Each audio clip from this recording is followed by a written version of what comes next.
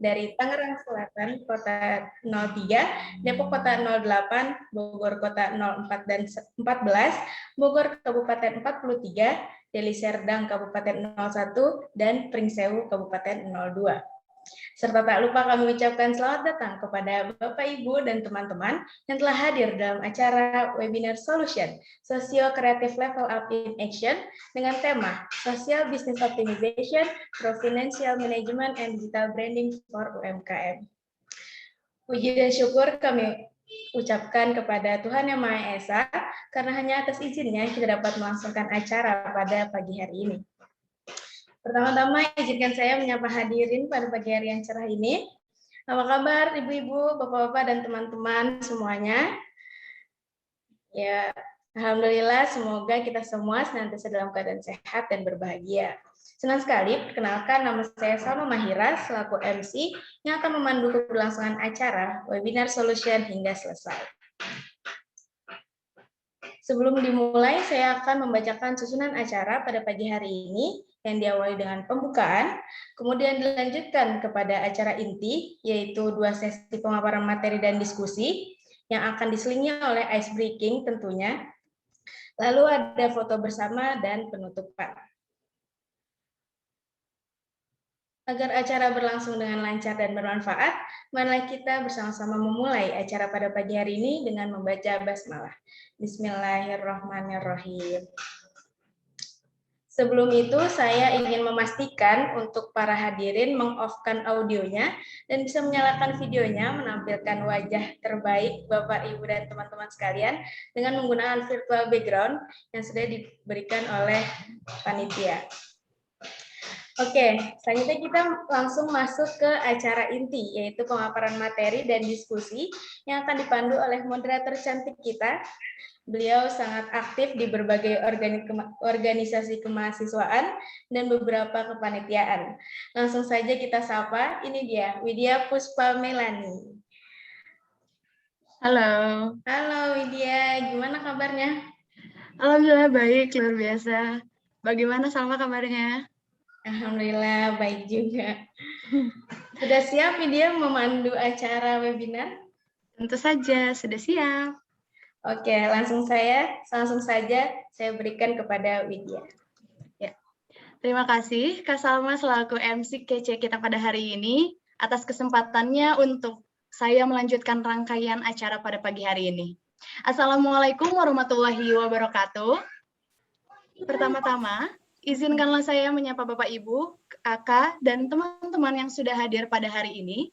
Yang terhormat para tamu undangan, yang terhormat para pemateri, dan juga tak lupa saya ucapkan terima kasih kepada seluruh peserta yang sudah sama-sama hadir pada kesempatan yang berbahagia ini. Baiklah, di era pandemi yang kemudian terus meluas di negara Indonesia, tentu sangat mempengaruhi banyak aspek dalam kehidupan. Salah satunya aspek ekonomi. Usaha mikro, kecil, dan menengah merupakan salah satu bidang yang stabilitasnya terguncang akibat pandemi.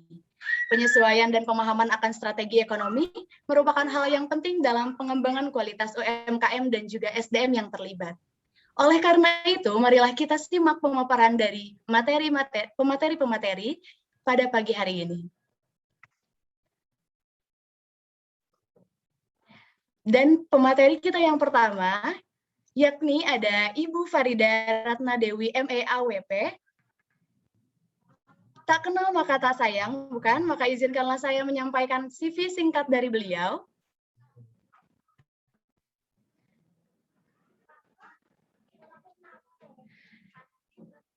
Ya, sudah ada? Ya. Ibu Farida adalah owner dari Laksa Bogor Kang Dodi. Beliau lulusan S1 Manajemen Unsud dan lulusan S2 Manajemen STIM LPMI dan juga lulusan S2 Ekonomi Syariah konsentrasi akuntansi syariah di STAI Tazkiyah.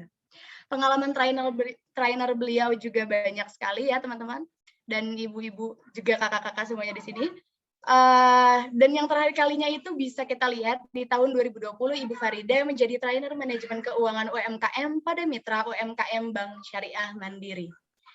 Baiklah, langsung saja kita sambut dengan ikon tepuk tangan Ibu Farida.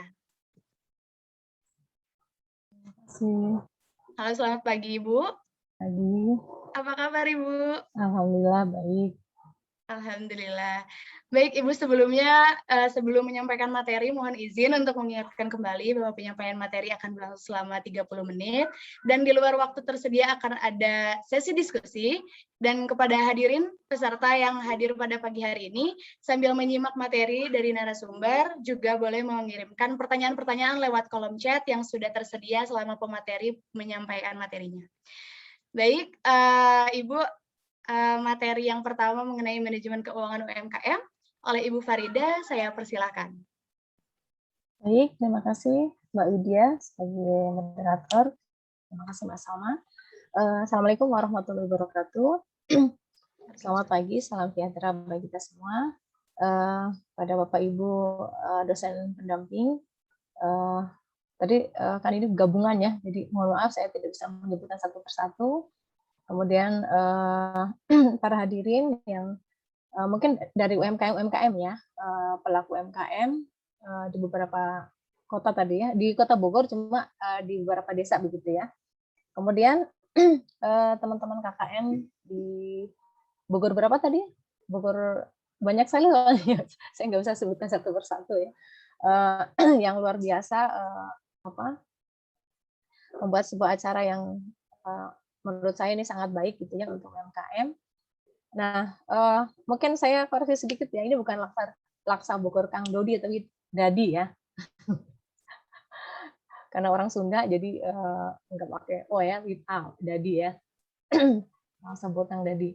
Nah, saya kenapa di sini biasanya kalau saya ngobrol dengan teman-teman UMKM akan enak gitu ya kalau sesama pelaku ya, sesama pelaku usaha. Karena saya juga pelaku usaha, ini masih mikro memang usahanya, Bapak Ibu, tapi mudah-mudahan penerapan manajemen tidak hanya manajemen keuangan, tetapi semua aspek manajemen dari manajemen keuangan, kemudian sumber daya manusia, kemudian pemasaran dan produksi, itu kami terapkan di dalam usaha yang masih mikro ini. Jadi masih mikro dan mudah-mudahan bisa naik menjadi kecil dan mudah-mudahan menjadi bisa sampai menengah. Kita bisa maju bersama-sama, Bapak Ibu. Saling kolaborasi itu menjadi sangat penting.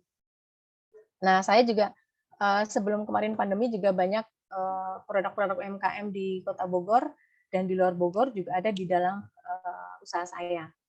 Jadi saya juga lebih banyak mengambil produk-produk UMKM yang saya jual di Laksa Bogor Kang Dadi ini. Jadi tidak hanya produksi sendiri, tetapi mengambil dari beberapa produk UMKM.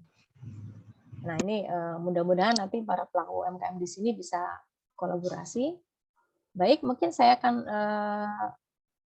saya nggak bisa share ya? Bisa jadikan saya co-host? Bisa Ibu, ya. Sudah bisa share.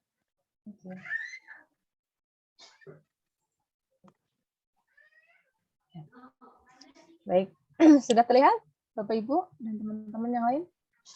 Sudah Ibu, sudah terlihat. Sudah terlihat. Baik, ya ini depannya.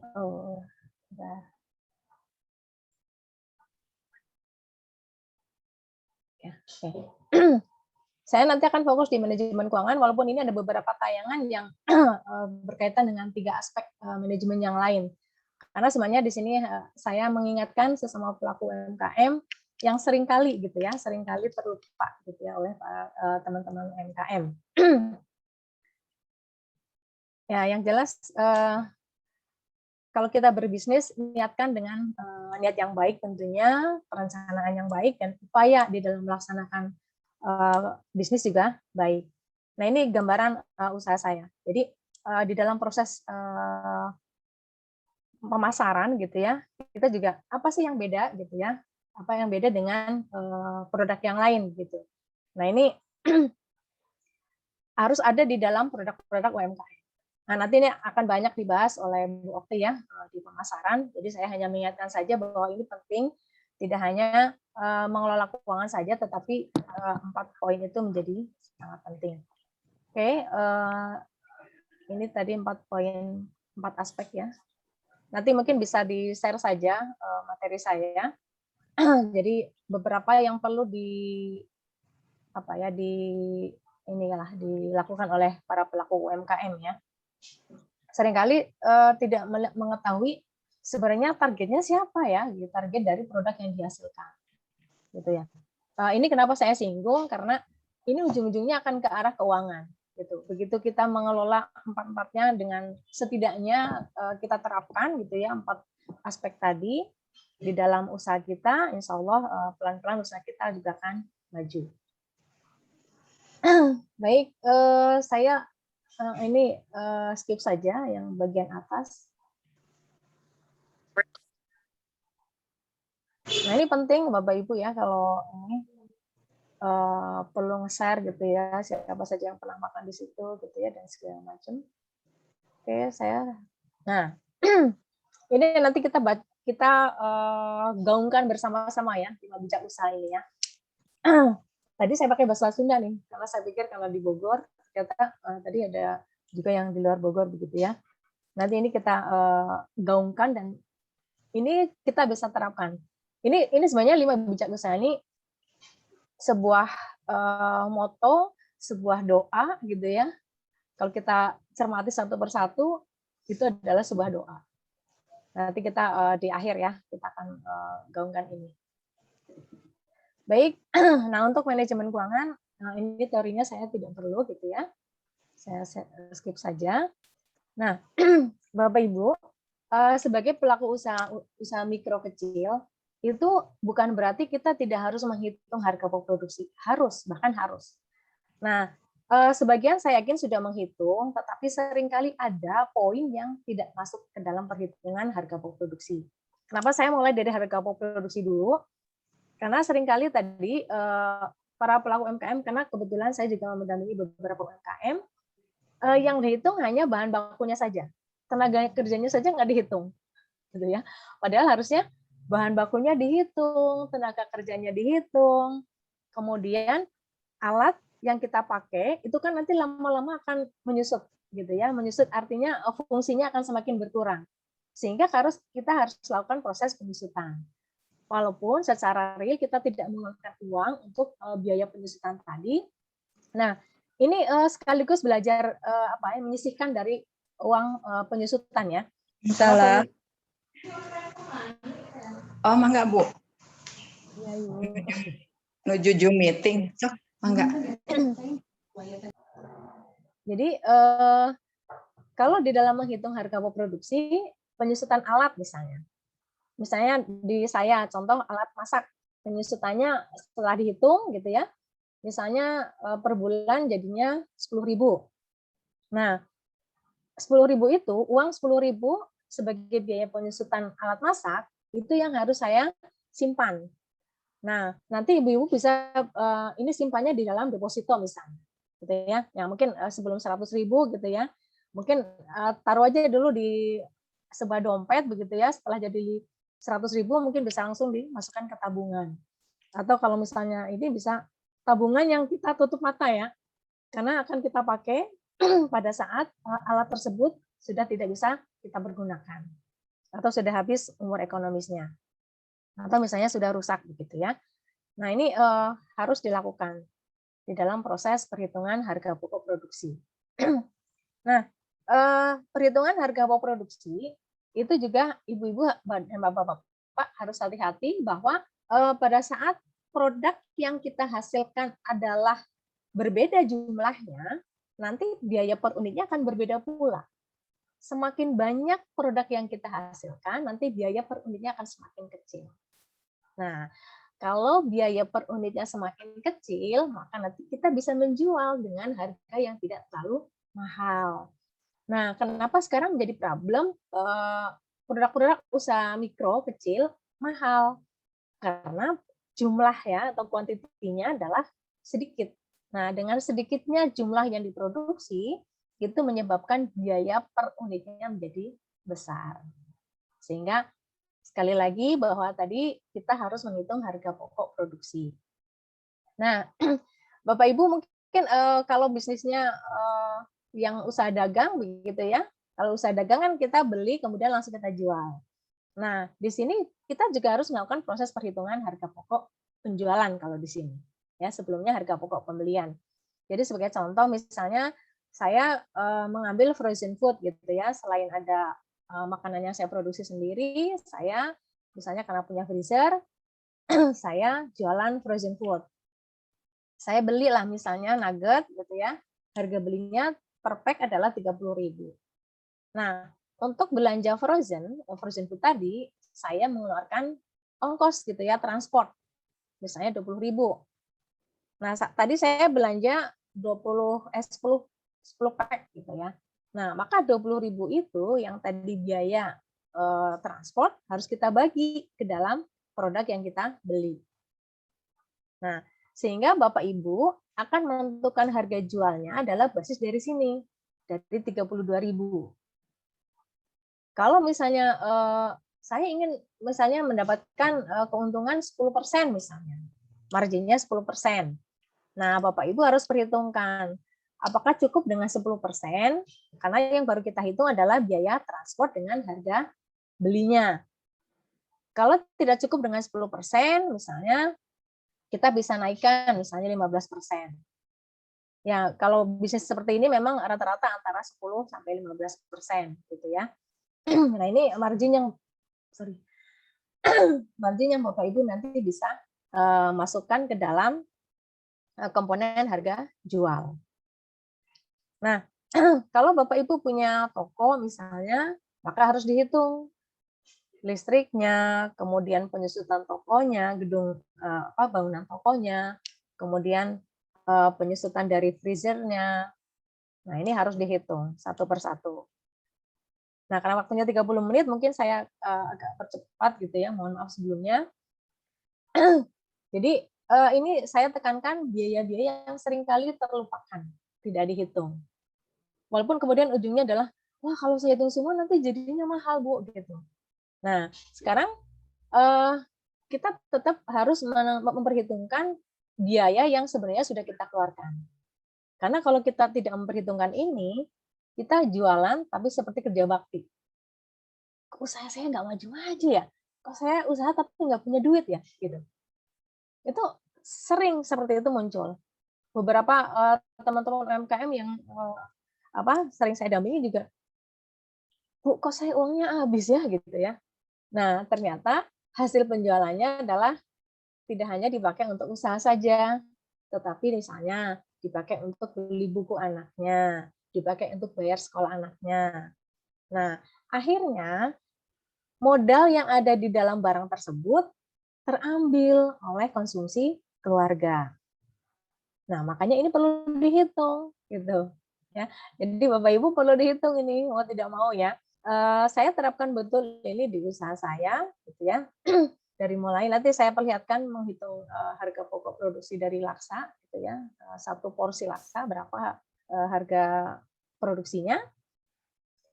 Nah, ini untuk yang jualan langsung ya. Jadi yang usaha dagang, yang beli barang langsung dijual tanpa dipoles apapun misalnya gitu ya. Atau tinggal membungkus saja misalnya. Nah, ini contoh yang usaha dagang.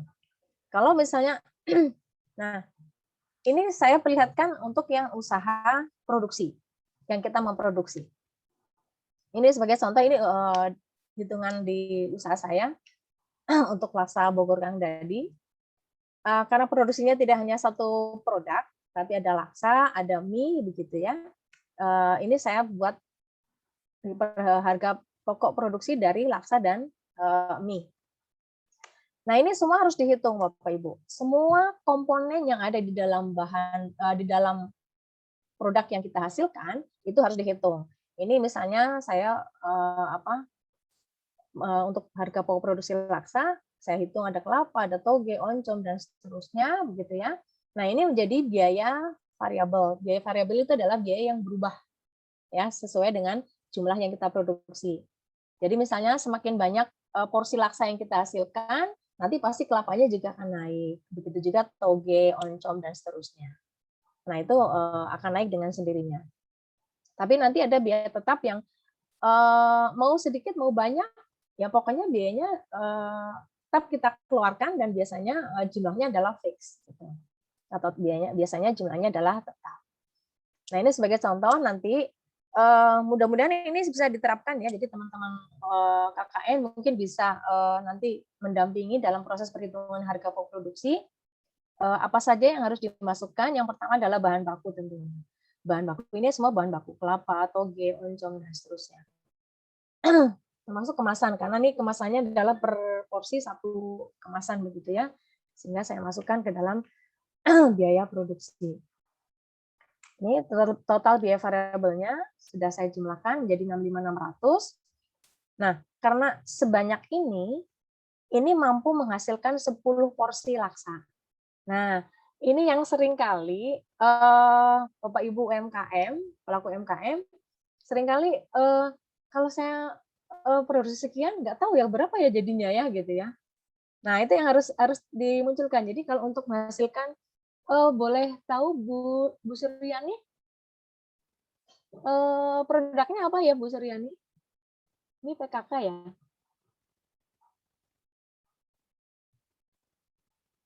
Ada yang tahu mungkin teman-teman UMKM produk yang dihasilkan oleh UMKM?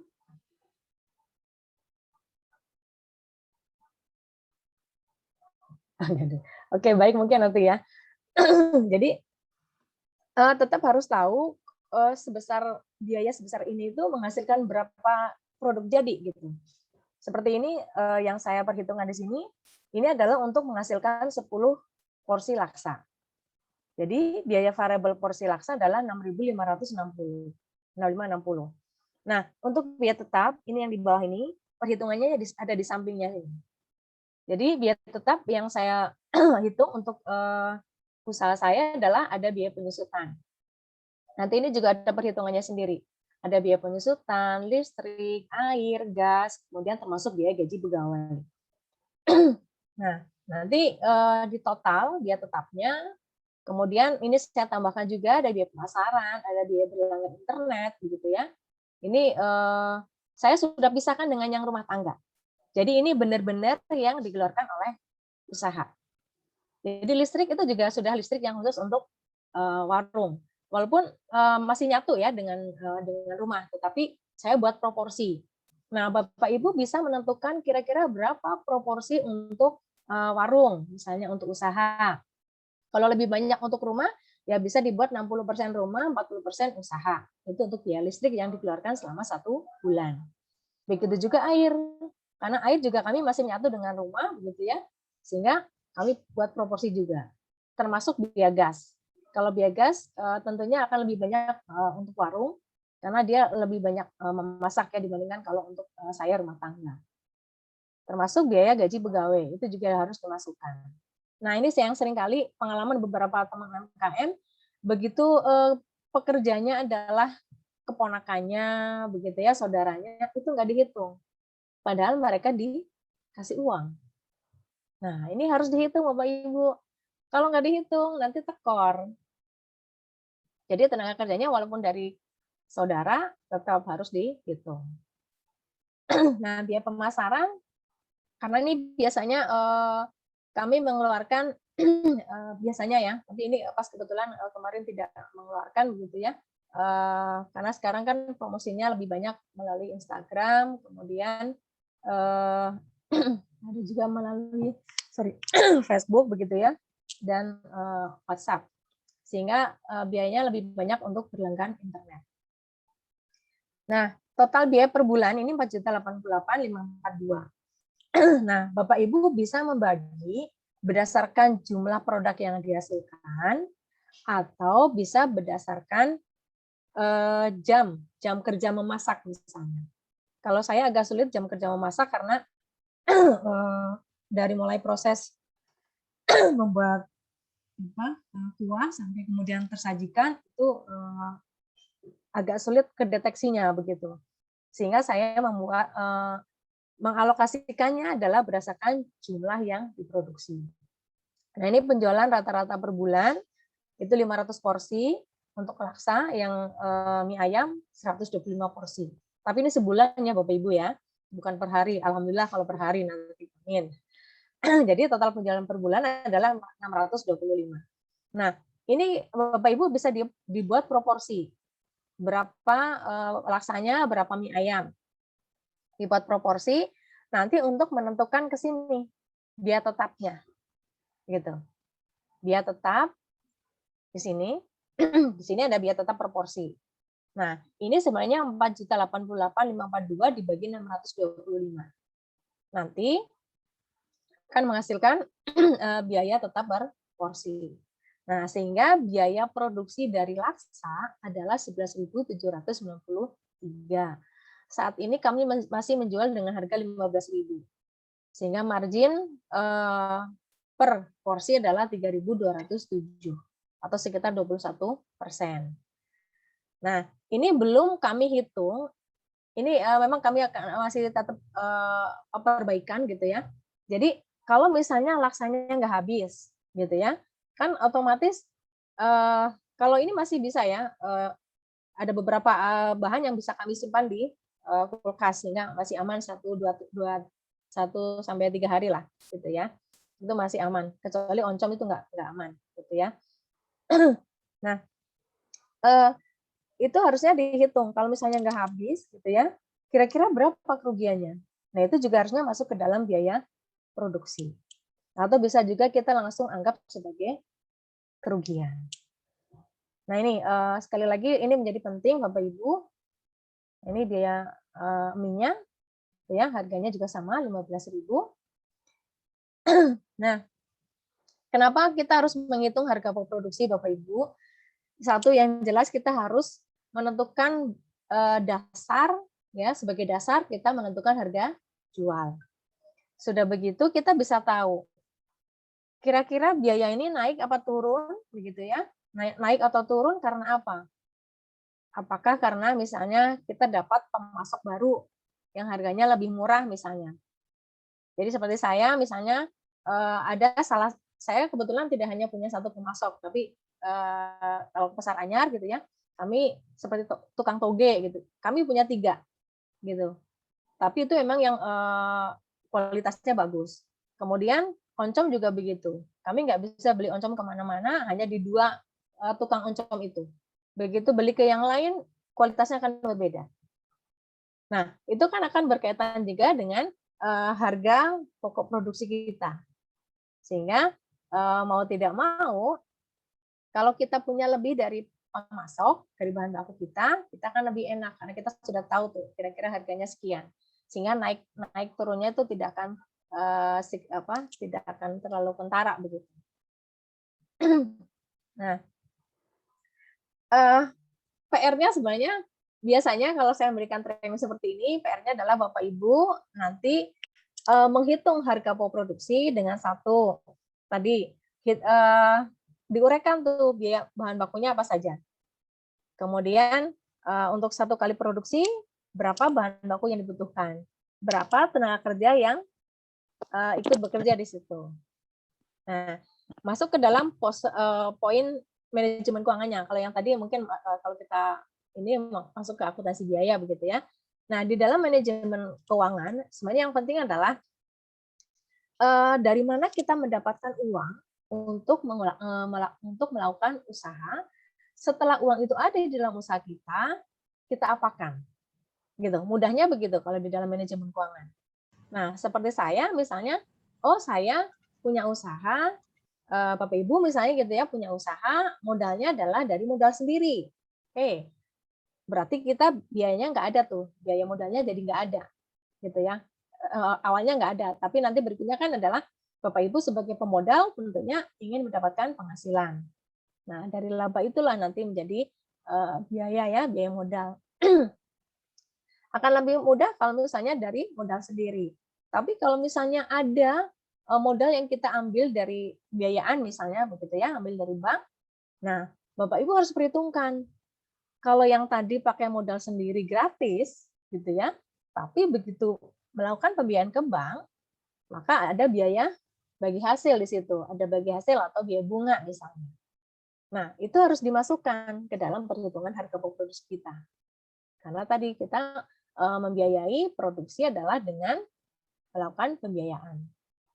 Nah, poin yang pertama di dalam manajemen keuangan adalah Bapak Ibu harus mengatur kas. Bagaimana kas kita supaya tidak sampai minus. Kalau sampai minus, nanti usahanya berhenti. Atau tadi utang lagi. Nah, gimana caranya? Memang kayaknya gampang Bu Farida ngomong gitu ya, perbesar pemasukan, perkecil pengeluaran. Mudah diucapkan, tapi tidak mudah untuk dilaksanakan. Tapi tetap harus kita coba Bapak Ibu. Ya. Perbesar pemasukan. Kalau misalnya kita bisa nabung dari usaha yang kita jalankan, kenapa tidak? Kita tabung. Kalau sudah besar, kita nanti investasikan. Misalnya beli emas. Begitu ya. Emas kan mudah untuk dijual, jadi lebih gampang. Dari bisnis kita, bisnis kita diperbesar. Pelan-pelan yang tadinya pasarnya adalah hanya Ciomas misalnya, kemudian lama-lama nanti akan ke seluruh kota Bogor, nanti lama-lama kan keluar kota Bogor, bahkan mungkin seluruh Indonesia. Gitu ya. Dengan online marketing itu akan memperbesar market share kita ya, memperbesar area pemasaran, termasuk memperbesar penjualan kita. Nah, pengeluarannya diperkecil. Bapak Ibu sudah mulai harus memisahkan atau membedakan antara keinginan dengan kebutuhan. Kalau kebutuhan, mau tidak mau harus kita penuhi. Tetapi kalau keinginan, nah mungkin Bapak Ibu pernah dengar istilah lapar mata ya. Nah, kalau lapar mata itu adalah keinginan. Lihat yang celing-celing gitu ya. Wah, kayaknya bagus tuh beli tas, wah kayaknya bagus tuh beli kerudung, wah kayaknya bagus beli baju begitu ya. Padahal masih ada pengeluaran lain yang perlu kita lakukan. Pengeluaran-pengeluaran yang bersifat pokok. Nah, itu yang cara kita mengerem pengeluaran. Nanti kita ini memang terus-menerus harus belajar begitu ya. Saya sendiri masih terus belajar. Saya yakin Bapak Ibu juga begitu. Karena seringkali ada diskon 60 plus 20%. Nah, itu kita langsung, waduh, diskon 60 plus 20, harus beli nih, gitu mumpung diskon. Padahal kita sebenarnya nggak butuh dengan produk itu. Tapi karena tadi, iming-iming diskon tadi, itu menyebabkan kita kemudian melakukan proses pembelian. Nah, sebagai pelaku usaha, ini betul-betul harus kita tahan gitu. Jangan deh usaha kita masih kecil gitu ya. Keuntungannya baru 10.000. Tapi pengeluarannya 15.000 gitu ya. Sehingga modal yang harusnya kita putar lagi termakan tadi 5.000. Gitu. Nah, ini makanya di sini saya tekankan di dalam proses pengelolaan uang usaha, pelan-pelan Bapak Ibu mulai pisahkan keuangan usaha dengan keuangan pribadi. Jadi kalau misalnya Bapak Ibu punya usaha begitu ya, mulai memisahkan kalau misalnya saya sebagai contoh saya ya, karena saya kebetulan tidak ada informasi produk yang Bapak Ibu hasilkan begitu ya. Sebagai contoh saya jualan laksa. Kalau misalnya saya ingin mengirim ke Pak Agung gitu ya, Pak Agung Muhajir, saya kirimin laksa 10 porsi misalnya. Misal. Nah, saya harus bayar ke warung saya 10 porsi kali 15.000. Saya harus bayar 150.000 ke warung saya dari uang pribadi saya. Kalau misalnya saat itu saya nggak ada uang 150.000, maka saya akan catat sebagai piutang saya. Saya berarti punya utang ya. Jadi warungnya punya piutang, tapi saya punya utang ke warung. Oh, saya punya utang tanggal sekian karena saya mengirim 10 porsi ke Pak Agung, gitu ya, 150.000. Nanti pada saat saya sudah punya uang, maka saya akan bayarkan ke warung. Begitu juga kalau misalnya saya memberikan ke yang lain lah misalnya, 1 porsi, sama. Itu juga kita akan bayarkan. Nah, ini supaya Bapak Ibu tidak merasa bahwa usaha jalan tapi duitnya nggak ada.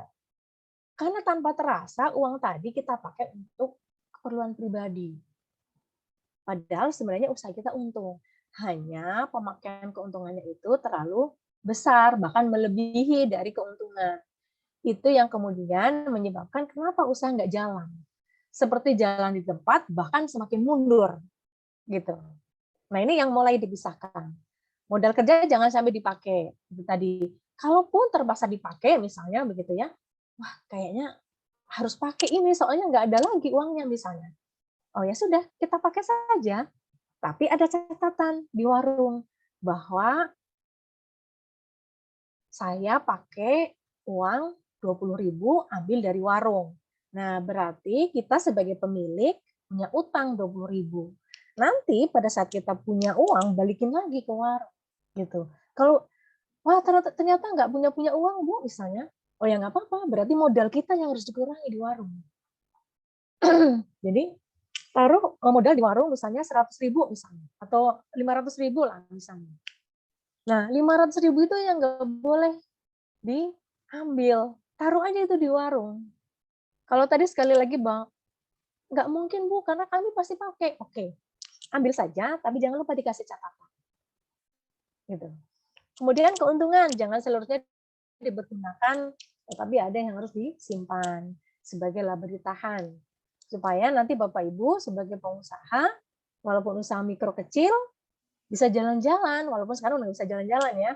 Paling tidak ada tabungan kita, kalau yang muslim, mungkin ini bisa nanti tabungan tadi, oh, saya mau kurban deh, karena saya sudah punya usaha, saya akan nanti potong kambing gitu ya, atau potong sapi di hari raya kurban gitu ya, mulai ditabung dari situ, dari laba atau dari keuntungan yang kita peroleh. Begitu juga saya, gitu ya, saya juga ngumpulin lah gitu ya, untuk bisa beli kambing begitu. Jadi usaha saya punya keuntungan sekian saya share untuk sedekah, sekian saya share untuk persiapan kurban gitu ya, termasuk untuk keperluan masa yang akan datang. Misalnya anak saya kalau kuliah gitu ya, nanti mau lanjut dan seterusnya.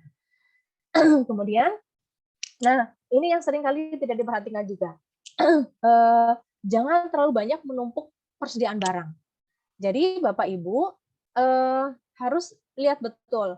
Jangan sampai modal kerja kita akan banyak tertanam di dalam barang yang kita hasilkan atau barang yang kita beli dari orang lain. Karena apa? Itu akan mandek. Yang menyebabkan kita akan kesulitan uang. Jadi kalau misalnya sebagai contoh saya, yang paling banyak beli-beli kan dua ini ya, laksa dengan mie. Kalau misalnya ayam, ya saya mungkin pas ada pesanan aja saya akan produksi ayam ya, produksi ayam goreng. Tapi kalau tidak ada, saya nggak. Nah itu cara menahan supaya jangan terlalu banyak uang tertanam di dalam modal kerja. Begitu Bapak Ibu ya. Jadi pisahkan uang pribadi dengan uang usaha, kemudian modal kerja. Kalau bisa jangan sampai terambil. Kalaupun terambil, sekali lagi catat sebagai utang kita sebagai pemilik kepada warung kita. Kemudian, nah Bapak Ibu tahu ini semua kalau Bapak Ibu menyusun laporan keuangan. Jangan dibayangkan akuntansi ribet-ribet Bapak Ibu ya. Sekarang ada software yang sangat mudah dan menggunakan HP. Saya yakin Bapak Ibu pelaku UMKM punya HP semua. Nah, manfaatkan HP untuk online marketing, untuk menyusun laporan keuangan. Karena tidak perlu jurnal, tidak perlu debit kredit Bapak Ibu ya. Jangan dibayangkan, waduh harus menyusun laporan keuangan, debit kredit puyeng deh gitu. Enggak. Ada software yang sangat mudah gitu ya. Kita cuma ngentri berapa penjualan gitu ya. Tadi belanja apa saja, cuma dicatat di situ aja di software tersebut. Namanya si Apik. Kalau yang usaha dagang bisa menggunakan buku warung atau buku kas. Tetapi kalau yang untuk produksi, saya sarankan menggunakan si Apik. Nah ini nanti mungkin kalau ada teman-teman KKN yang bisa mendampingi gitu ya, mungkin bisa menerapkan penyusunan laporan keuangan dengan menggunakan software-software yang gratis dan sederhana, tetapi sudah bisa menghasilkan laporan keuangan yang dibutuhkan oleh investor. Ya, Bapak Ibu kan sebagai investor ya. Oke. Ini laporan keuangan yang bisa disusun. Nah, ini saya ada aplikasi ini akuntansi buat UMKM. Kemudian ini adalah si Apik ya, miliknya Bank Indonesia. Nah, di warung saya pakai ini, pakai si Apik. Kalau ada yang gratis, ngapain harus berbayar gitu ya, Bapak Ibu ya. Jadi ada software gratis, gampang pula kita terapkan. Ini Ibu. Oke. Nah, jadi Bapak Ibu nanti mulai ya menyusun laporan keuangan dengan menggunakan, sekarang kan eranya digital ya, semua serba tinggal klik-klik pakai tangan begitu ya. Selesailah dihasilkan laporan keuangan. Kalaupun misalnya belum bisa, paling tidak Bapak Ibu bisa menyusun buku kas. Berapa kas masuk hari ini, berapa kas keluar hari ini, gitu. Sehingga Bapak Ibu tahu berapa sebenarnya kas yang ada di dalam usaha kita. Coba deh Bapak Ibu, mungkin kita sambil apa ya, sambil introspeksi diri juga ya, kita sama-sama ya. Seringkali ditanya misalnya ada orang misalnya tanya, Bu, uang warung berapa ya? Nggak tahu ya. Nanti kalau nggak tahu ya, nanti kita nggak bersyukur. Padahal di dalam laporan, jadi kenapa itu penting laporan keuangan bagi yang Muslim, ada di Al-Baqarah 282. Jadi catatlah, gitu ya. Itu menjadi penting. Kenapa seringkali kalau kita tidak membuat laporan keuangan, terutama di laporan laba rugi begitu ya, berapa labanya, berapa ruginya, sebenarnya karena kita ada laba, ada keuntungan, tetapi karena keuntungan itu kita pakai tanpa sadar, tanpa sengaja, kita menyebutnya adalah, usaha saya udah lama tapi nggak untung-untung. Padahal untung Bapak Ibu. Itu kan nanti jadi kufur nikmat ya Bapak Ibu ya. Jadi begitu kita membuat laporan keuangan, tentunya itu nanti akan kita bisa tahu, oh keuntungan usaha saya sekian. Hanya keuntungan tadi adalah dipakai untuk keperluan keluarga.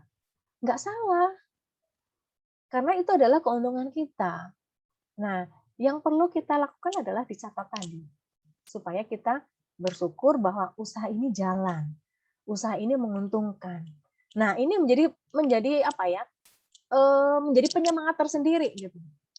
Wah, kalau ini ternyata usaha saya untung, kalau gitu jalan terus. Nah, tapi kalau kita nggak mencatat, tahu-tahu uangnya nggak ada, itu langsung, usaha ini nggak untung deh, udah. Gitu. Nah, itu yang sering kali muncul. Nah, termasuk saya juga ya, pada saat saya tidak melakukan pencatatan, ya mungkin, aduh, udah deh, sepi deh, tutup aja deh, gitu. Wajar, manusiawi ya. Jadi, tapi begitu lihat catatan, oh iya, tanggal sekian tuh ada penjualan sekian, berarti saya sudah untung dari penjualan tanggal sekian, oh tanggal sekian ada pesanan, dan seterusnya. Nah, balik lagi, kenapa kemudian kita diminta untuk mencatat. Menjadi sebuah ibadah juga gitu ya, kalau kita lakukan adalah ini untuk tentunya menjadi apa ya, pedoman gitu ya, pedoman kita untuk ke depan usaha ini bisa jalan gitu ya, ternyata dengan modal sendiri bisa jalan, kenapa harus melakukan pembiayaan. Nah, tapi kalau misalnya nggak cukup dengan modal sendiri, Bapak Ibu silakan melakukan proses pembiayaan. Tetapi sekali lagi, begitu melakukan pembiayaan, maka nanti ada tambahan biaya di situ. Nah, harusnya mau diingatkan kalau waktu saya Ya, apa? Ibu. Oh ya, Mohon maaf, waktunya mungkin bisa dilanjutkan untuk diskusi. baik, silakan. Ya. Sekali lagi mohon maaf ya Ibu ya. Iya, nggak apa-apa. Karena waktunya juga ya. Ya, oke. Baik, sekarang terima kasih sebelumnya Ibu atas pemaparan materinya yang sangat informatif dan mudah dipahami. Baik, sekarang waktunya sesi tanya jawab. Silakan kepada para peserta untuk bertanya dengan mengirimkan pesan di kolom chat dengan format nama _ izin bertanya. Sambil menunggu, boleh langsung saja, mungkin ada yang ingin bertanya. Silakan Bapak Ibu. Ibu Penny, apa kabar? Sehat ya, Bu?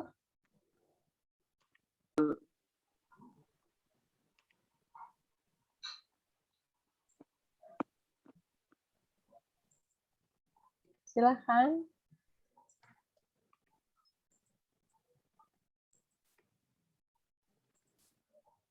Ini saya nggak bisa ngedetek apa pelaku usahanya mana, Mbak.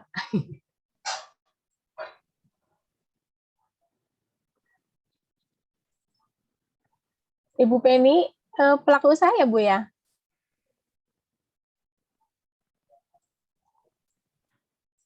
Bukan Bu, saya dari Kaperindak. Oh, dari Kemendak. Maaf Ibu Iya, ya. mohon maaf. Iya, barusan takziah tempat saudara, jadi agak Iya, terlambat ini. Iya, nggak apa-apa Ibu. Terima kasih sudah hadir. Sama. Mungkin sambil menunggu ya Ibu, ada sedikit pertanyaan dari saya. Ya, silakan Mbak Ibu. Tadi kan kita sudah tahu sedikit tentang bagaimana manajemen keuangan. Nah, saya ingin menanyakan soal bagaimana sih menghitung keuangan atau keuntungan dari usaha yang kita jalankan gitu. Cara mengambil keuntungannya itu. Ya, baik Mbak Widya, terima kasih pertanyaannya. Nah, kalau pertanyaan tadi itu bisa terjawab kalau kita menyusun laporan laba rugi. Iya. Gitu ya. Jadi berapa keuntungan tentunya kita harus tahu dulu berapa penjualan dari produk yang kita hasilkan atau produk yang kita beli dari tempat lain. Kemudian biaya yang kita keluarkan. Kalau misalnya kita beli dari orang lain misalnya, maka harga belinya itu adalah masuk ke dalam harga pokok pembelian. Itu juga biaya gitu ya. Kemudian biaya yang lain adalah tadi transport misalnya. Kita belanja mengeluarkan transport, kemudian misalnya barang yang kita beli tadi perlu kita kemas gitu. Maka biaya kemasan juga akan masuk ke dalam biaya. Nah, penjualan dikurangi dengan seluruh biaya itu nanti kan menghasilkan laba ya atau keuntungan. Jadi sangat mudah tuh kalau misalnya menggunakan si Apik ya. Apa saja sih sebenarnya ya kalau saya, karena saya kebetulan buku warung juga sempat saya pakai gitu ya, tapi memang itu hanya jual beli begitu saja ya. Tapi kalau jadi laporan keuangannya tidak muncul di situ. Tapi kalau kita menggunakan si Apik, laporan keuangannya lengkap dari mulai laba rugi, kemudian neraca, kemudian laporan perubahan modal, laporan arus kas, bahkan kinerja keuangannya ada. Oh iya. Jadi dari Ibu mungkin merekomendasikan untuk aplikasi yang dipakai untuk mempermudah manajemen keuangan itu si Apik ya Bu ya? Apik, betul. Termasuk tadi ya, kalau dari sisi mental tetap harus kita ini ya, bahwa sebisa mungkin modal jangan kita pakai gitu ya. Kemudian keuntungan jangan semua dihabiskan, tapi ada yang disisakan untuk laba ditahan.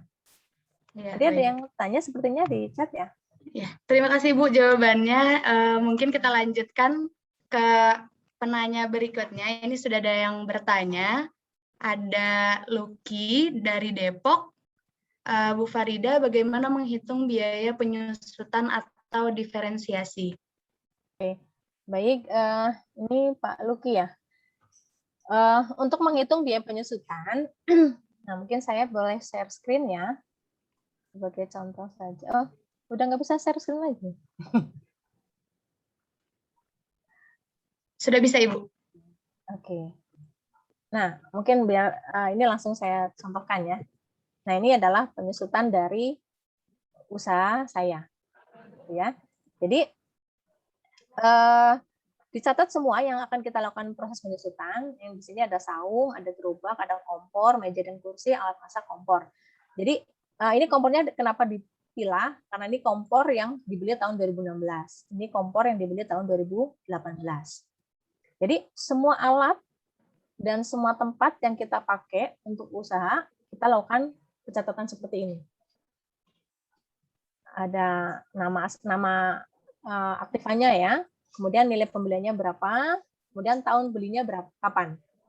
Nah, umur manfaat kita bisa menggunakan aturan pajak ya.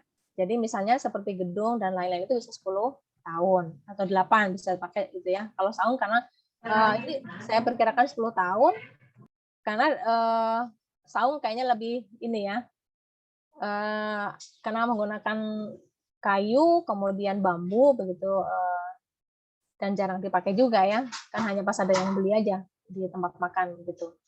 Kemudian gerobak, ini saya beli tahun 2016, umur manfaatnya 4 tahun. Nah, ini alat-alat biasanya 4 tahun, ya, kompor dan seterusnya. Nah, untuk menghitung penyusutan, kita bagi, anggap saja nilai residunya 0 ya, Pak Luki ya. Nilai sisanya adalah 0, kita boleh pakai nilai sisa 0. Nanti untuk menghitung penyusutan per tahun, itu nilai pembelian dibagi dengan umur manfaat. Jadi ini tadi 10 juta dibagi 10. Jadi 1 juta. Begitu juga yang ini, gerobak dan seterusnya. Nah, setelah kita hitung penyusutan per tahun, maka kita hitung penyusutan per bulan. Nah, penyusutan per bulan ini tinggal kita bagi penyusutan per tahun tadi kan 1 juta kita bagi 12 gitu ya. Nah, ini penyusutan per bulan. Nah, akumulasi penyusutan ini sekaligus supaya lengkap ya. Akumulasi penyusutan, tadi pertanyaannya cuma ini doang nih. Ini penting, akumulasi penyusutan, karena angka-angka ini dan ini nanti akan muncul di laporan yang namanya neraca atau laporan posisi keuangan. Nah, begitu cara menghitungnya Pak Luki. Jadi dihitung ya nilai pembeliannya. Kalau misalnya, saya udah lupa Bu, itu belinya tahun 2004 gitu. Oh ya sudah, karena pasti 2004 sekarang udah nggak punya nilai ekonomis lagi. Gitu. Karena ini saya lakukan pencatatan semuanya. Kalau yang Bapak Ibu sudah lupa gitu ya, saya udah lupa lah belinya tahun berapa, oke, udah 10 tahun yang lalu. Kalau begitu, sudah nggak perlu dicatat karena dia sudah tidak punya nilai ekonomis. Begitu. Itu kira-kira Pak Luki. Bagaimana Pak Luki? Ya, alhamdulillah sudah paham lah ya. Terima kasih Bu Farida. Sama-sama Pak Luki. Pak Luki usahanya apa Pak Luki? Kenapa Bu? Usahanya? Saya masih sebagai reseller sih Bu, jadi barang-barangnya masih dikit. Ya, reseller juga tetap aja ya harus menghitung penyusutan karena pakai alat ya. Tempat raknya misalnya gitu ya, itu dihitung. Silakan Mbak, ada pertanyaan lain kayaknya. Ya, baik Ibu, saya teruskan. Ada pertanyaan dari Saudari Rifa dari Tangerang Selatan. Maaf Ibu, izin bertanya, apabila usaha sebelumnya sudah berjalan lancar, lalu saat pandemi terjadi perubahan pemasukan yang signifikan, bagaimana cara mengatasinya, terutama jika pengeluaran jauh lebih besar dibandingkan pemasukan? Baik, terima kasih Mbak Rifa. Nah, ini yang perlu kita cermati. Ini kondisi yang memang semua orang tidak duga begitu ya. Semua sedang turun, tapi bagaimana caranya supaya kita nggak terlalu turun drastis begitu ya. Nah, ini yang tadi saya kenapa harus menghitung biaya tetap, karena begini, begitu biaya tetap kita tinggi, mau tidak mau produk yang harus kita hasilkan harus banyak. Kalau harus banyak produksinya, penjualannya harus banyak. Tapi kondisi sekarang seperti ini. Nah, marketingnya perlu di situ mainkan, gitu ya. Sebagai contoh misalnya, saya contohkan saya nggak apa-apa ya, karena ini yang real yang saya lakukan begitu ya. Begitu pandemi dan waktu itu di awal-awal kami tutup memang ya 3 bulan kami tutup, hanya menerima pesanan saja. Nah, caranya adalah saya chat teman-teman yang suka pesan gitu ya, saya tetap menyediakan tetapi hanya order aja gitu ya. Jadi kalau mau order silakan H-1 gitu. Nah, dari situ tertolong karena biaya terbesar saya adalah biaya SDM ya. SDM itu termasuk yang paling besar. Jadi gimana caranya saya nutupin biaya gaji karyawan? Ya sudah, saya turun tangan gitu ya. Saya dan suami hunting ke teman-teman yang biasa pesan. Mau pesan, jadi kalau misalnya oke, hari ini ada 5 orang yang pesan laksa misalnya, masing-masing ada yang 3, ada yang 2, ada yang 1 gitu. Ya sudah, kita baru produksi. Nah, itu cara menekan supaya pengeluaran bisa kita atasi dengan itu.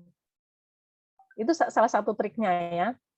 Ya, kalau pengeluaran itu, karena lagi-lagi adalah kita harus membedakan antara keinginan dengan kebutuhan. Kalau sepanjang itu bisa kita turunkan pengeluarannya, bahkan kita tiadakan pengeluaran itu, kenapa tidak? Gitu. Nah, kalau saya tadi konteksnya adalah nggak mungkin saya nggak bayar karyawan, kan begitu ya. Sehingga gimana caranya supaya tetap bisa bayar karyawan tapi nggak kelimpungan banget begitu ya. Makanya tadi harus ada keuntungannya disisakan ya. Kita siap-siap dengan kondisi yang turbulensinya luar biasa. Gitu ya. Sekarang seperti itu. Jadi harus ngerem ngerem diri ya untuk jajan, untuk makan yang enak, yang mahal gitu ya. Sebagai pengusaha itu harus kita lakukan gitu ya. Itu Mbak Rifa kira-kira. Baik, alhamdulillah paham Ibu katanya. Baik, terima kasih Ibu atas jawabannya. Mungkin ini ada satu pertanyaan lagi ya Ibu. Yang terakhir dari Dini, izin bertanya Bu Farida, apa ada rekomendasi berapa persen sebaiknya dana yang perlu disisihkan dari keuntungan untuk mengembangkan usaha? Kalau hitungan dari yang biasanya dilakukan gitu ya, yang umumnya adalah sebisa mungkin 1/5 ya dari keuntungan itu sudah bisa kita sisihkan di awal gitu. Karena itu yang sebisa mungkin nggak kita pakai. Minimal 1/5, syukur-syukur bisa 1/3 gitu ya. Jadi ya yang idealnya sih semua keuntungan gitu ya jangan dipakai.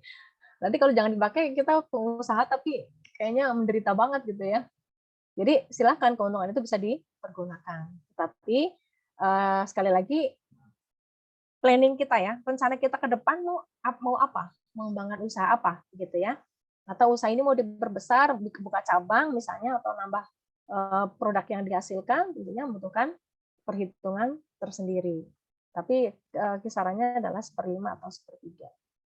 Gitu, Mbak Dini. Baik Ibu, terima kasih. Gimana Mbak Dini? Sudah terjawab?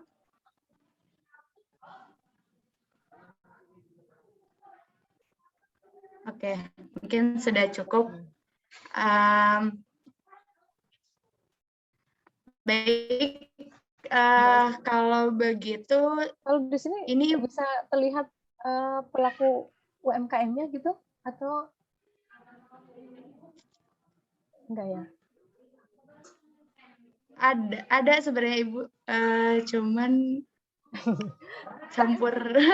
Banyak bisa ngobrol gitu ya. Karena saya pikir ini menjadi edukasi yang penting gitu ya buat teman-teman UMKM. Supaya ayo kita naik kelas gitu ya, jangan mikro terus ya. Supaya bisa naik ke kecil, bisa naik ke menengah, dan mudah-mudahan jadi besar. Sebenarnya ada satu pertanyaan lagi Ibu dari ibu-ibu PKK. Mungkin ya, silakan. Ibu-ibu PKK boleh menyampaikannya secara langsung agar ngobrol sama Ibu Farida.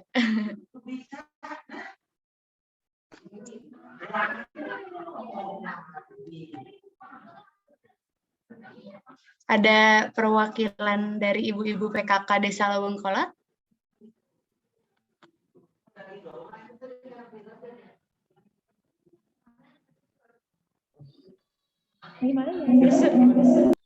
Bu Suryani, ini desa mana Bu Suryani?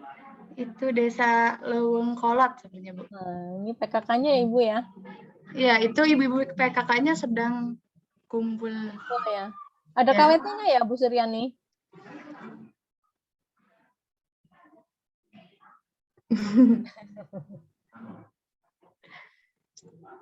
Mungkin saya wakilkan saja kali ya Bu ya. Iya, silakan. Jadi ini ada titipan dari ibu-ibu PKK Desa Lawengkolot. Izin bertanya, misalnya nih bahan baku beli sekali banyak 100.000 untuk suatu produk. Terus diproduksi 5 periode, setiap periodenya itu dijual dengan dititipkan ke warung. Kan belum ada untungnya secara langsung ya, perhitungan modal dan keuntungannya bagaimana? Nah, ini yang tadi sebisa mungkin kalau ibu-ibu bisa tidak menitip tetapi menjual secara langsung itu akan lebih cepat direalisasikan begitu ya. Tetapi kalau terpaksa harus nitip, nah ini jadi ada rentang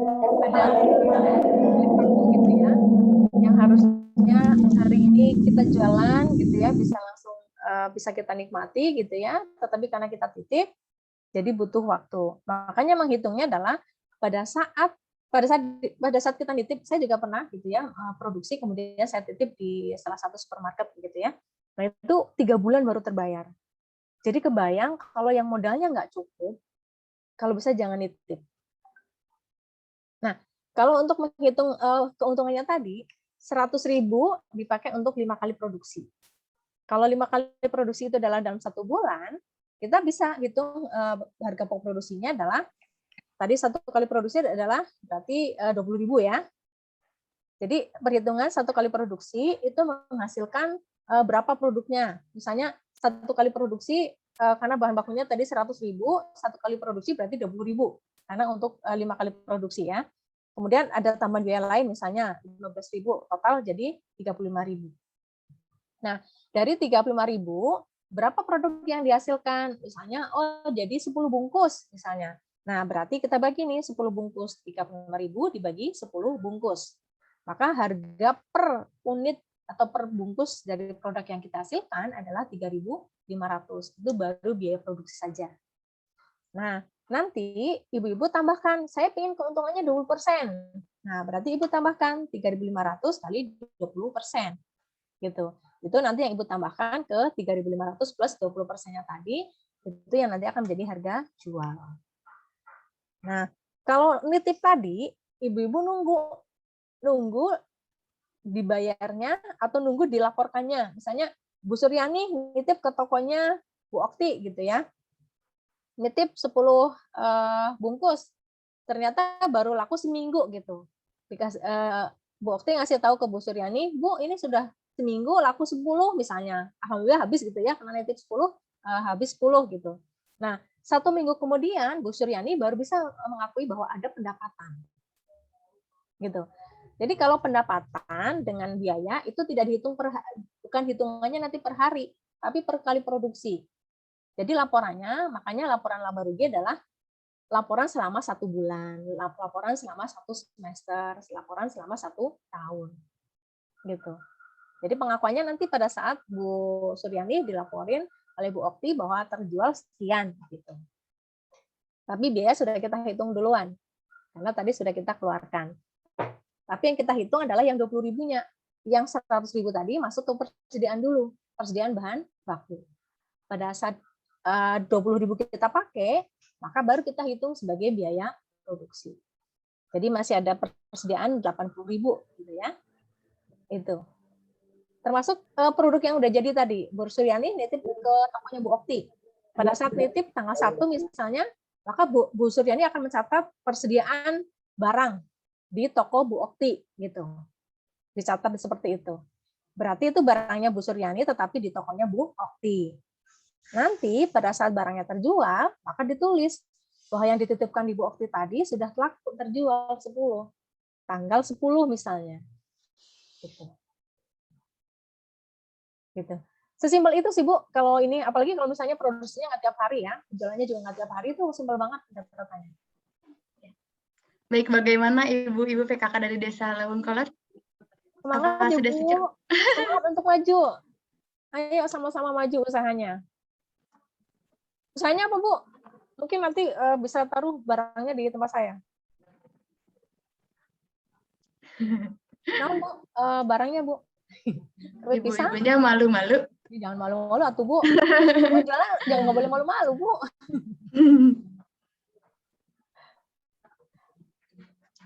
Produknya apa Bu Suryani? Tidak terdengar mungkin ya. Baik, terima kasih. KKN di Lewungkolot tahu kali produknya apa? Produknya itu sebenarnya masih baru ya Ibu. Jadi ibu-ibu PKK itu baru sebelumnya memang bikin makanan tradisional aja yang dijual di sekitaran rumah. Nah, sekarang kita lagi ada pendampingan dan pelatihan untuk jadi sebuah kelompok usaha yang nantinya membuat produk yang bisa dijual di platform online gitu. Nah, ini penting nih menghitung harga produksi sama minus pengukuran ya. Iya. Bisa ditindaklanjuti Mbak Widya, kalau mau discuss boleh silahkan ya. Siap, Ibu. Terima kasih. Ya, terima kasih Ibu atas jawaban-jawaban yang sangat informatif dan mudah dipahami. Saya mohon izin di tengah diskusi yang seru ini karena keterbatasan waktu, sesi diskusi saya cukupkan sampai di sini dahulu untuk sesi pertama ini. Dan terakhir mungkin kita akan ada dari Ibu apakah ada closing statement terlebih dahulu atau dicukupkan saja? Ya, buat para pelaku usaha mikro, kecil, dan menengah, tetap semangat dan mulai mencatat, mulai menerapkan manajemen keuangan di usaha. Insya Allah pelan-pelan kita akan maju bersama-sama. Baik, Ibu. Terima kasih Ibu atas waktunya dan ilmu yang sangat bermanfaat untuk kami. Dengan hormat saya mewakili teman-teman panitia, ingin memberikan cenderamata secara simbolis kepada Ibu Farida selaku pembicara pada kegiatan hari ini, yaitu akan ada penyerahan sertifikat dari panitia. Silakan.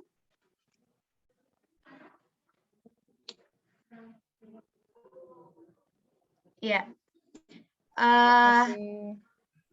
Ya, terima kasih Ibu. Baik Ibu, mohon izin juga kita akan lakukan foto bersama terlebih dahulu. Silakan para tamu undangan yang telah hadir, juga para peserta untuk mengaktifkan kameranya dulu agar terlihat nih wajah-wajah ganteng dan cantiknya. Oke, kita baik, terima kasih silakan. Widya, Bapak-Bapak, Ibu-Ibu, dan hadirin yang sekalian. Mari kita foto bersama dulu ya. Kita ada 3 jepretan ya. 1, 2, 3. Mungkin ini share-nya di stop dulu. Oke, diulangi ya semuanya. 1, 2, 3. 2 kali ya. 1, 2, 3. Sekali lagi, gaya bebas. 1, 2, 3. Oke, terima kasih. Terima kasih, Andika. Assalamualaikum Bu Farida. Waalaikumsalam Bu Okti. Sabar, sehat. Ya, baik, mungkin kita akan beralih lanjut ke acara selanjutnya. Sebelumnya Mbak Widya, saya izin. Ya? Oh iya Ibu, terima kasih Ibu. Ini mau ke Madiun. Habis ini kakaknya di Madiun di acara yang sama juga, jadi di jam 10 ini, 10.20. Baik, terima kasih banyak Bapak Ibu. Mudah-mudahan pertemuan kita hari ini mendapat keberkahan. Amin. Amin ya rabbal alamin. Saya pamit undur diri. Assalamualaikum warahmatullahi wabarakatuh. Waalaikumsalam warahmatullahi wabarakatuh. Terima kasih Ibu Farida. Semangat ya. Iya. Baik teman Bapak Ibu dan para hadirin yang telah hadir pada pagi hari ini, kita lanjut ke acara selanjutnya nih. Ada apa acara selanjutnya? Next. Ya, jadi acara selanjutnya adalah ice breaking. Kita akan regangkan dulu nih, mari kita regangkan dulu badannya agar lebih santai. Boleh yang mau minum, mungkin haus, minum aja dulu. Selanjutnya ini akan ada games menarik dan tentunya berhadiah. Bapak, Ibu, kakak, abang, dan teman-teman semuanya di sini bisa sama-sama ikutan juga. Silakan panitia untuk menampilkannya terlebih dahulu.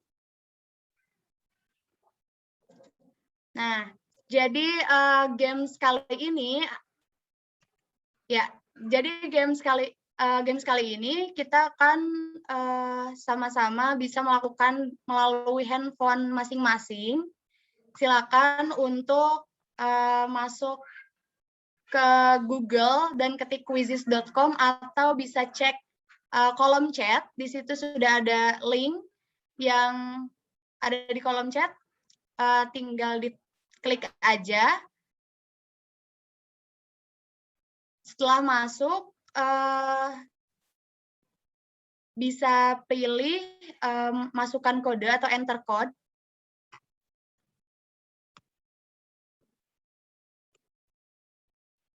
Apakah linknya sudah ada di kolom? Oh iya, sudah ada. Sudah ada linknya, tinggal diklik, lalu pilih enter code. Dan teman-teman, kakak abang dan juga ibu-ibu bisa langsung masukkan kode yang ada di layar kami. Oh, belum ada ya? Oh ya, ini sudah ada kodenya 705894. Boleh semuanya ikutan ya, ini terbuka.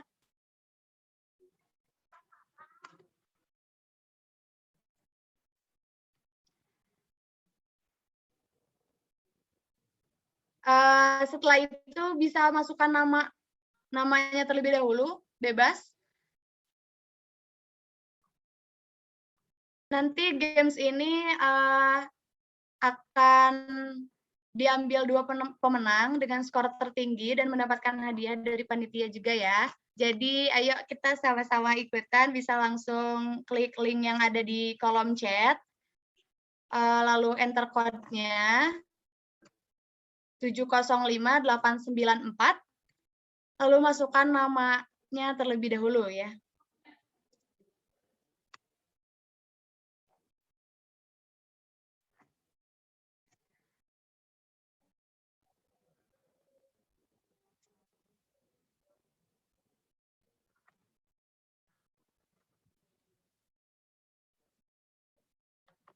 Sudah ada yang bisa masuk?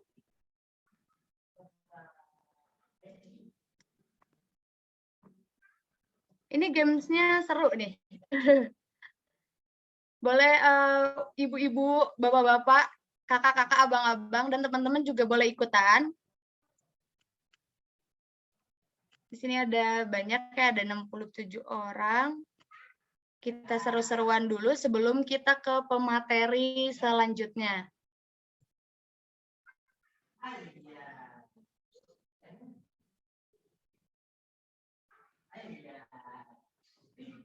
Kita tunggu sampai 10.17. Belum ada yang join ya? Ayo nih.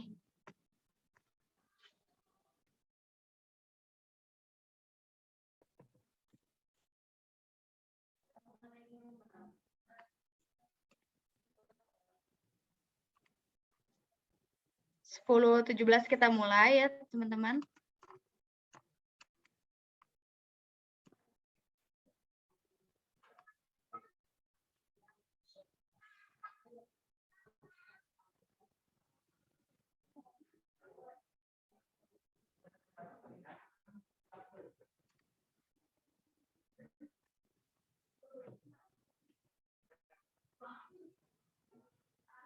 Oh, baik. Sudah ada 34 orang yang sudah ikutan. Di sini ada pejuang UMKM, ada Alda Syafira Prakoso. Ada lagi yang mau ikutan, kita masih nunggu sampai, oh ya, 2 menit lagi ya.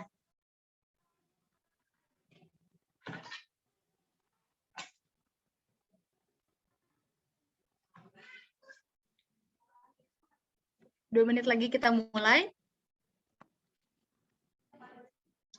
Masih ada yang mau join?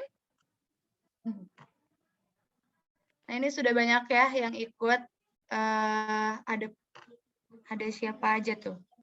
Ada ibu-ibunya juga nggak ya di sini? Ibu-ibunya boleh ikutan ya, silakan. Oke, mungkin 1 menit lagi.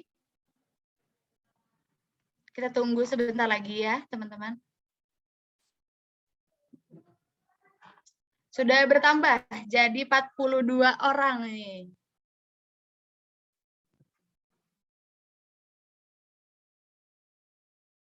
Oke, sebentar lagi siap-siap ya. Kita akan mulai gamesnya.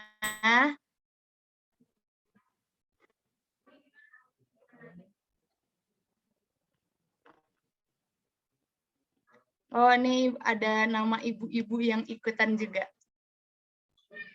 Sudah 44 orang.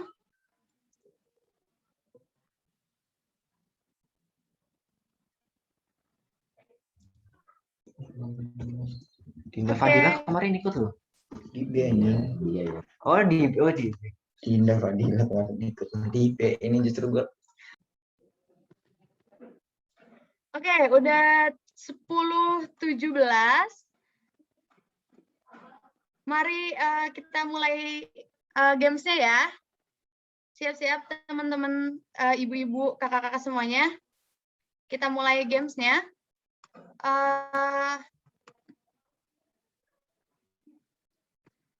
Oke, mungkin di sini kita kasih tahu dulu ada peraturan permainannya apa aja. Jadi yang pertama, ada games ini adalah perhatikan dan ingat. Nah, nanti para hadirin, para peserta, boleh perhatikan dan ingat gambar selama 30 detik. Nanti kita akan tampilkan gambar. Dan yang kedua, ada pertanyaan seputar gambar yang nanti kita tampilkan.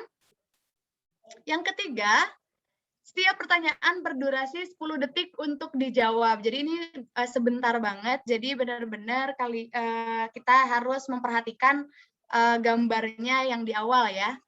Lalu yang keempat, skor akan dinilai dari ketepatan dan kecepatan jawaban. Jadi cepat-cepatan dan tepat tentunya. Dan yang terakhir, akan diambil 2 pemenang dengan skor tertinggi dan nanti akan mendapatkan hadiah yang dari panitia, yang disediakan oleh panitia. Oke, kita langsung aja ke permainannya. Nah, di sini sudah ada gambar. Kalian bisa lihat ada banyak gambar dan ingat dan perhatikan kita mulai 30 detik dari sekarang.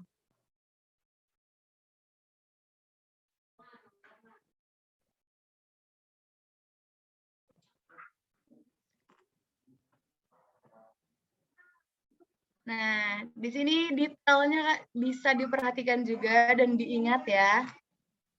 Bagaimana, sudah 30 detik, panitia?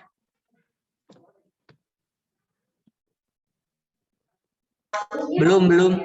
Oh, belum. Oke, Rati kasih tahu ya kalau udah 30 detik. Ya, sudah. Oke, sudah 30 detik. Mari kita langsung lihat ke soal yang pertama.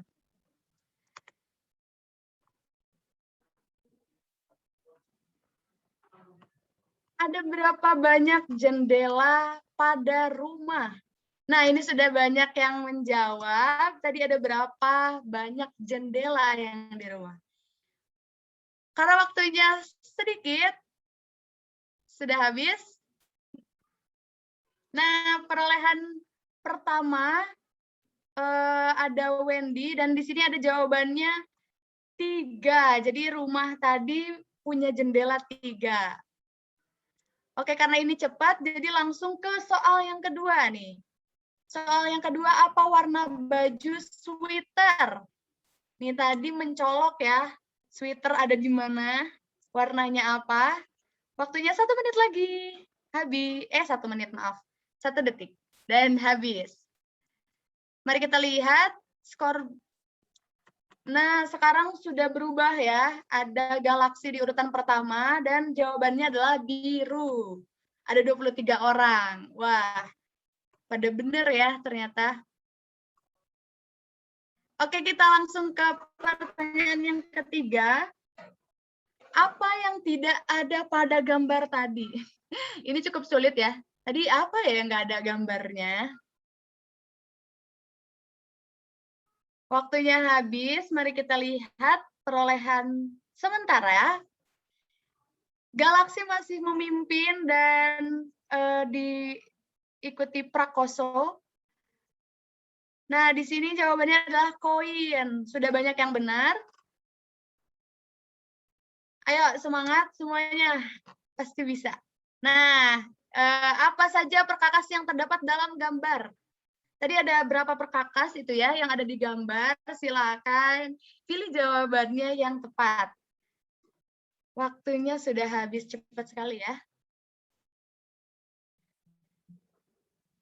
Nah, sekarang perolehan sudah berubah. Ada Sarah di posisi pertama dan jawabannya adalah obeng dan palu. Tadi ada 2 ya. Ada obeng dan palu. Masih banyak yang salah ternyata. Kita langsung saja lanjut ke pertanyaan selanjutnya. Berapa ya? Nah, ada berapa banyak gambar yang berbentuk lingkaran? Tadi yang jeli mungkin tahu ya. Hadir Berapa Nuria. banyak gambar pada lingkaran? Masih banyak yang belum jawab. Oke, waktunya sudah habis. Mari kita lihat perolehan sementara masih sudah disusul oleh Prakoso ternyata. Oh, ini langsung kucing terdapat di sebelah mana? Cepet banget ya waktunya.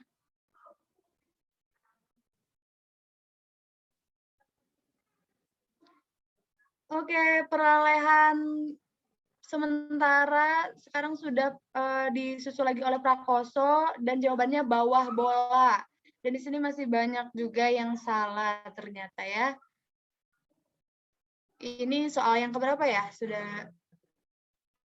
Selanjutnya ada apa yang terdapat di dalam lukisan.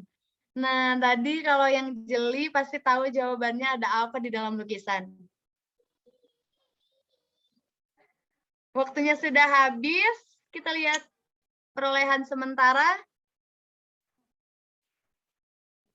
Ya, ranking 1-nya masih dipimpin oleh Prakoso. Kita lanjutkan ke soal berikutnya. Waktu yang ditunjukkan oleh jam dinding adalah berapa ya tadi ya? Ada jam berapa tadi waktu yang ada di jam dinding? Oke, kita lihat langsung perolehan sementara masih dipimpin oleh Prakoso ya. Sudah banyak yang benar di sini. Oke, kita masuk, ada 2 soal lagi.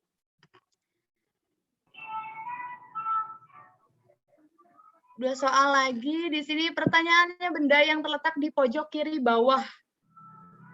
Apa ya kira-kira ya?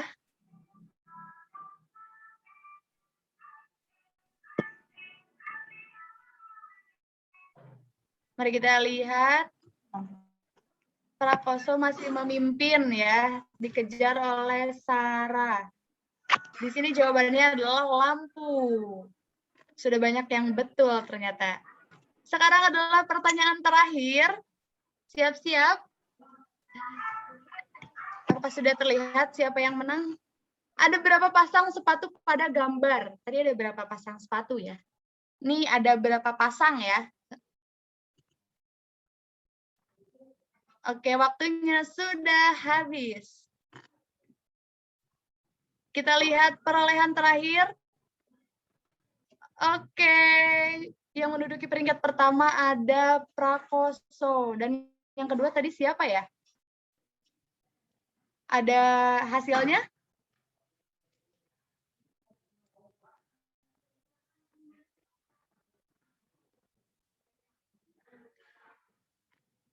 Tadi ada yang melihat?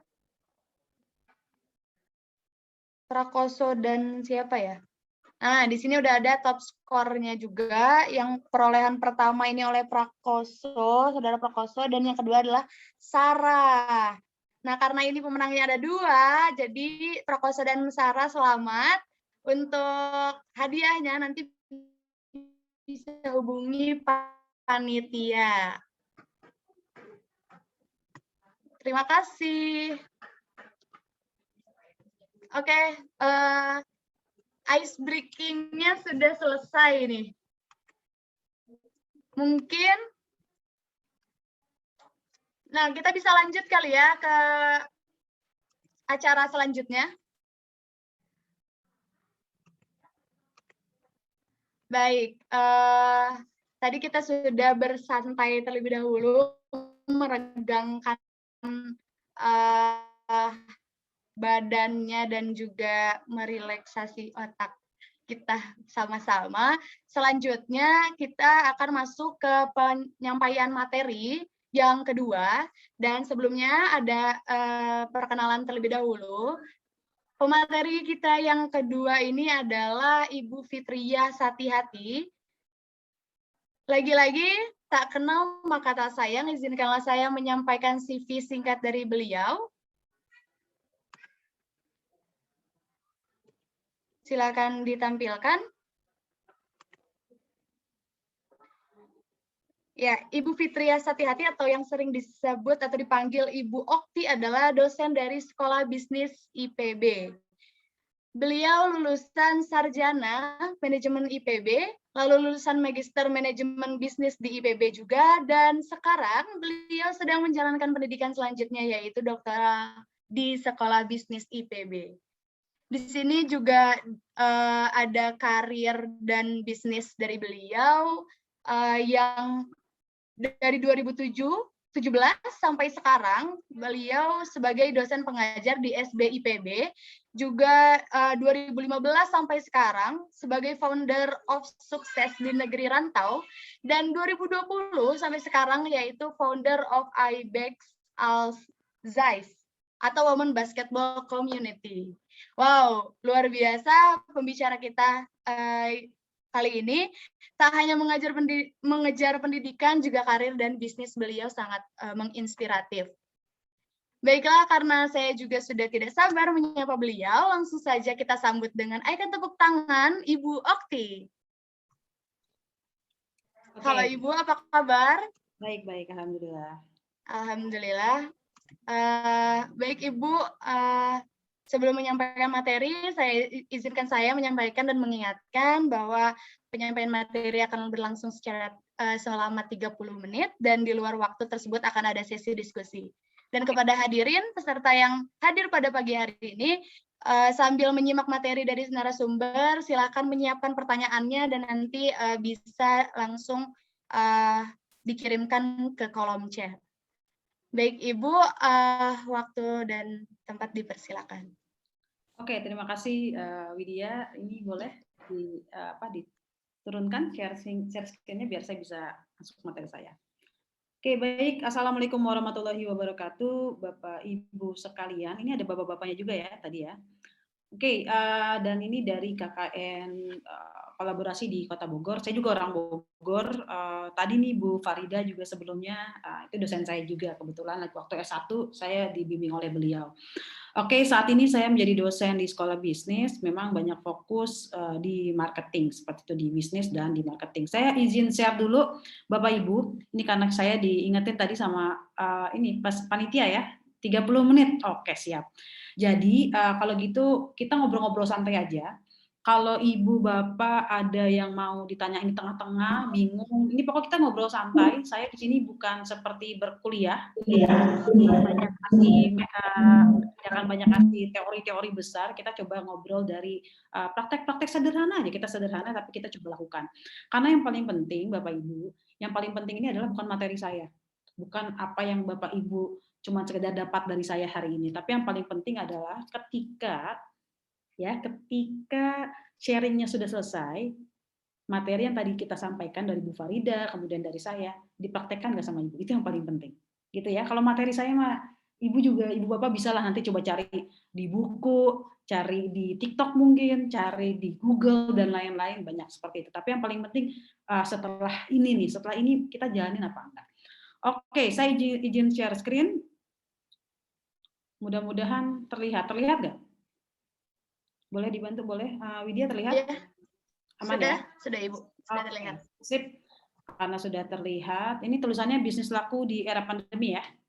Bukan tulisan apapun ya? Bukan Ibu. Sama batunya gitu ya. Oke, baik. Hari ini saya ada waktu setengah jam. Kita share. Nanti kalau kecepatan, kalau apa, nanti boleh teman-teman panitia kasih nomor saya atau kasih Instagram saya buat nanti kita komunikasi di sana buat Bapak Ibu. Kebetulan saya dari 2012 memegang ini mendampingi UMKM dari 2012 mendampingi UMKM, terus kemudian 2019 kickstart di UMKM di Jakarta seperti itu. Kebetulan kurikulum dan lain-lainnya kami dari Sekolah Bisnis yang pegangnya seperti itu, yang mendevelopnya bahkan sampai ke tataran naskah akademisnya. Jadi peraturan-peraturannya apa semua itu kami dari Sekolah Bisnis yang develop seperti itu. Oke, kenapa judulnya Bisnis Laku di Era Pandemi? Ya sekarang era pandemi, ya kita sekarang masih pandemi ya, walaupun ya sudah 1 tahun lebih gitu ya, udah ada orang yang bosen, mungkin udah orang yang bingung gitu ya. Tapi kalau kita coba perhatiin, ternyata di era pandemi ini banyak loh bisnis yang akhirnya jadi sukses, jadi makin besar. Bahkan ada yang baru mulai ketika pandemi dan sekarang besar. Kebetulan saya punya coach saya, bisnis yang saya pegang, maksudnya yang sering bertanya-tanya lah ya, mentoring ke saya gitu ya. Mereka baru starting bahkan ketika pandemi dan sekarang ordernya banyak banget seperti itu. Tapi ada juga yang bisnisnya ditutup. Nggak usah sedih Bapak Ibu, saya juga punya salah satu bisnis saya yang saya tutup tahun lalu seperti itu. Karena apa? Karena ya agak susah juga gitu, udah di otak-atik, ini kayaknya nggak sesuai. Tapi ada bisnis kaya juga dan suami kebetulan yang akhirnya jadi besar juga seperti itu. Oke, ini ya cerita aja deh. Kalau corona ini, COVID ini ya luar biasa menghantam kita shock, kaget, nggak kaget ya tiba-tiba gitu ya, tiba-tiba semua berubah, itu yang perlu kita pahami. Terus ini kemudian tahun lalu saya membuat penelitian juga terhadap UMKM, kebetulan waktu itu di coffee shop, kebetulan saya pencinta kopi, jadi ada loh, ternyata ada dari coffee shop dari pebisnis yang bergerak di bidang kopi gitu ya, dari mulai ada yang green beans-nya, ada yang jual biji kopinya aja, ada yang jual punya kafenya, ada yang jualan dari rumah ke rumah. Dan akhirnya kita kumpulkan, kita coba riset, ternyata memang banyak yang berhasil dan tidak berhasil. Nah ini coba saya simpulkan, coba ya ini Pak. Sebelum dimulai, ini penting saya sampaikan Bapak Ibu, dan saya di sini tidak berniat untuk menggurui, saya hanya niat sharing aja gitu ya. Jadi apapun kejadiannya, saya yakin Bapak Ibu yang hadir di sini orang-orang yang semangat, yang sudah tahu mau ngapain, sudah tahu kenapa mau bisnis seperti itu ya. Kenapa? Karena ini penting sekali. Beberapa tahun yang lalu, saya waktu itu masih hamil besar ya, 2011-2012 itu saya terhantam bisnis saya. Saya total itu hampir 0,5 miliar, lumayan lah, sesak napas gitu ya, udah hamil besar gitu ya, terus tiba-tiba rugi hampir 0,5 miliar. Dan saat itu saya diingetin tuh sama suami, ada pelatihan mau nggak? Wah, kebayang lagi ancur-ancurnya, boro-boro mikirin ikutan pelatihan, tapi akhirnya kita datang gitu ya, datang ke pelatihan tersebut dan merasa bahwa si pemberi materi itu kayak bicara sama saya, gitu ya. Dia diingetin udah punya tujuan belum bisnis gitu. Kalau belum, ya wajar aja kalau misal ketemu tantangan goyang. Wah, saya ngerasa ini kayaknya ngomongnya sama saya nih. Dan pada akhirnya apa yang disampaikan oleh si pembicara itu saya lakukan setelah pulang, dan saya lakukan alhamdulillah sekitar 2 tahun 3 tahun saya bisa setengah M-nya utangnya bisa kebayar lah gitu, alhamdulillahnya. Nah waktu itu bagaimana cara kita tahu goal kita? Poin itu dulu, gimana caranya nih? Ini sebelum kita ngomongin marketing, karena marketing itu tools, alat aja, cara jualan aja, gitu ya, bisa dapetin dimanapun. Oke, yang pertama waktu itu saya diminta untuk sebelum tidur, kita biasakan habis wudu berdoa gitu ya. Nah sebelum tidur ambil kertas, ambil apa Bapak Ibu? Kertas. Terus tulis sebelum tidur nih, tulis apa aja yang ingin Bapak Ibu dapatkan, Bapak Ibu capai dengan berbisnis. Apa aja tulis, tanpa banyak mikir, tulis aja. Wah waktu saya nulis banyak tuh. Pengen umroh, pengen apa, pengen utang lunas, pengen ini, nanti anak sekolah, lahiran, pengen gak usah mikirin, pengen di rumah sakit lahirannya, nggak pengen di rumah gitu karena nggak ada uang gitu. Semua saya tulis seperti itu.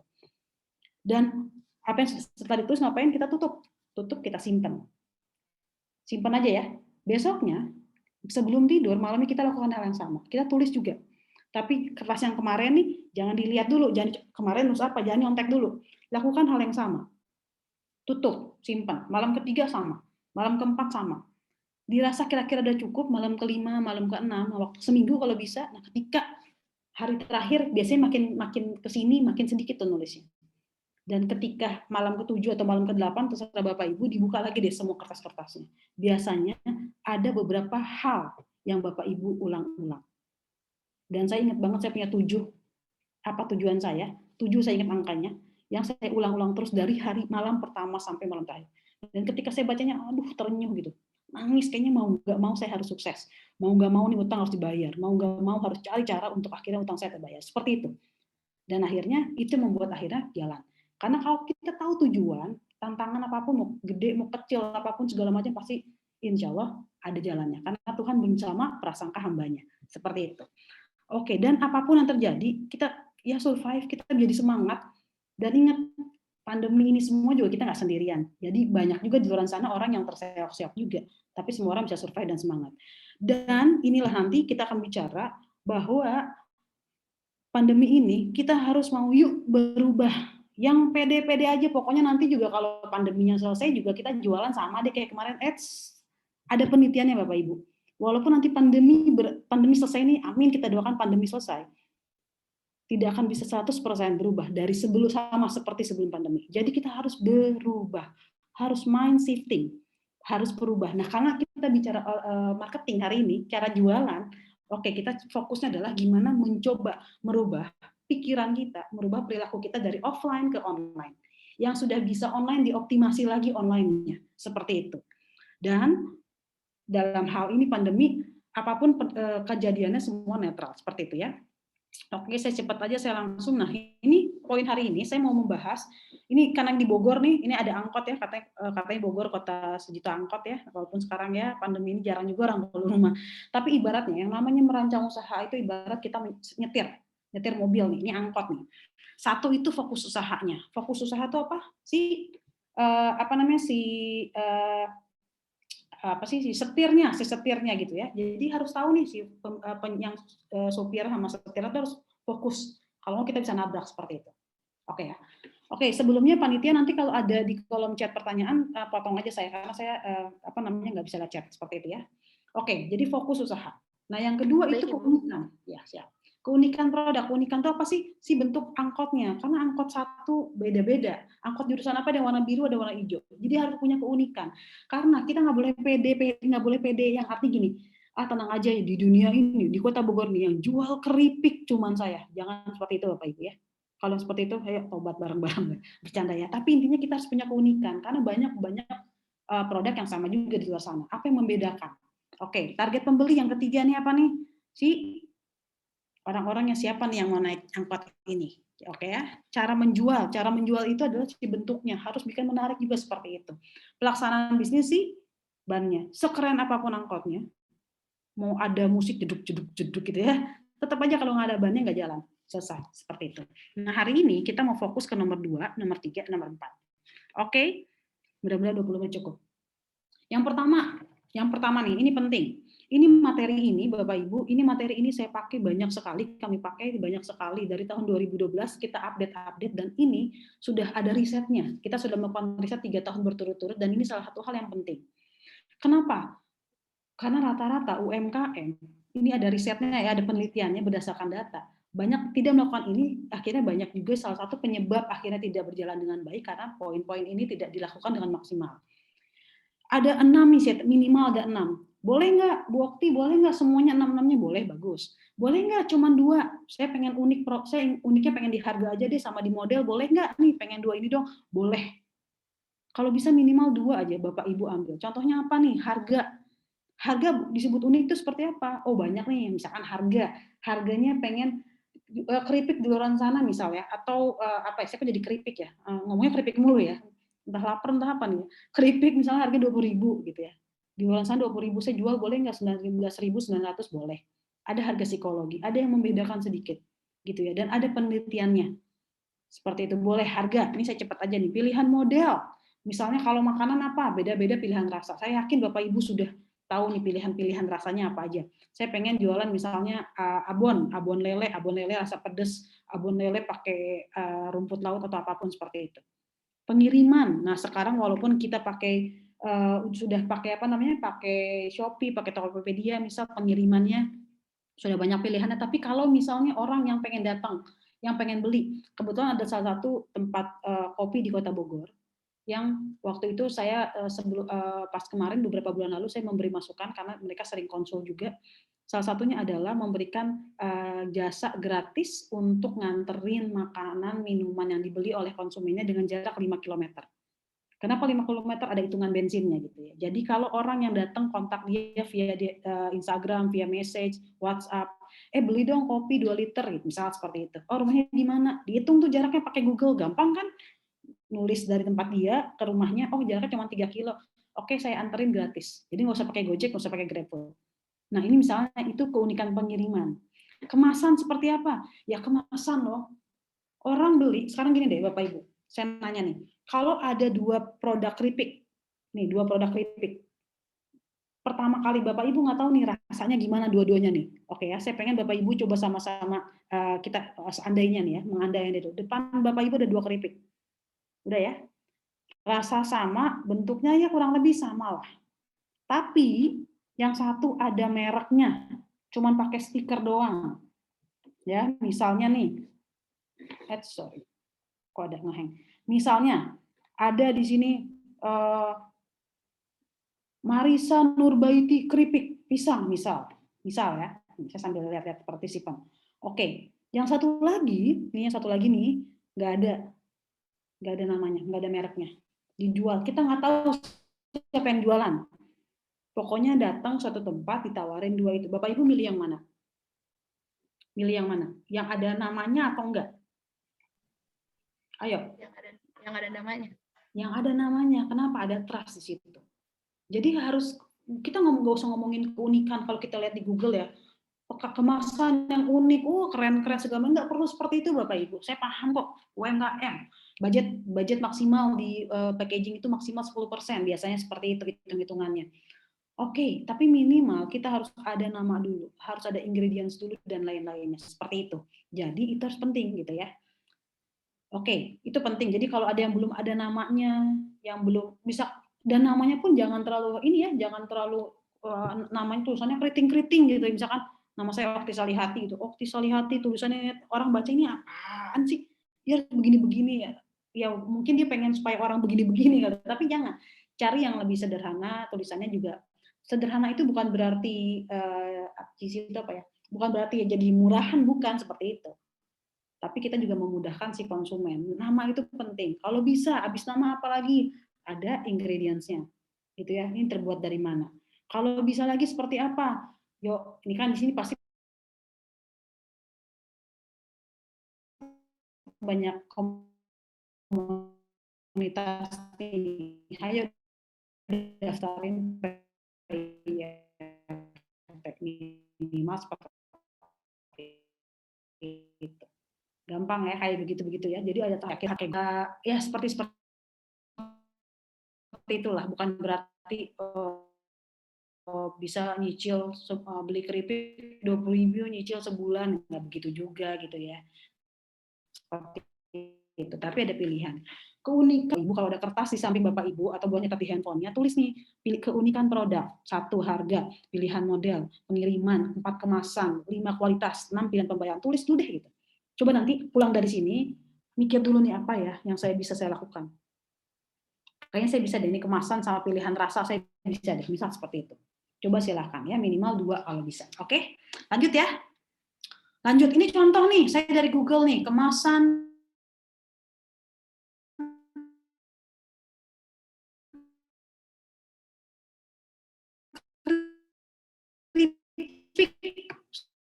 saya benar-benar Google.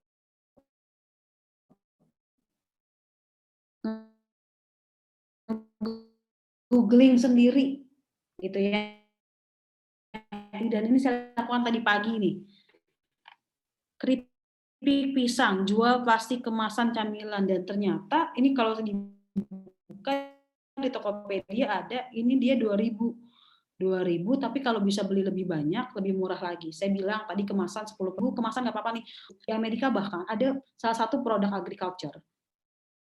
Harganya $1, karena kemasan yang menarik dan kemasan yang rapi, bagus, dan lain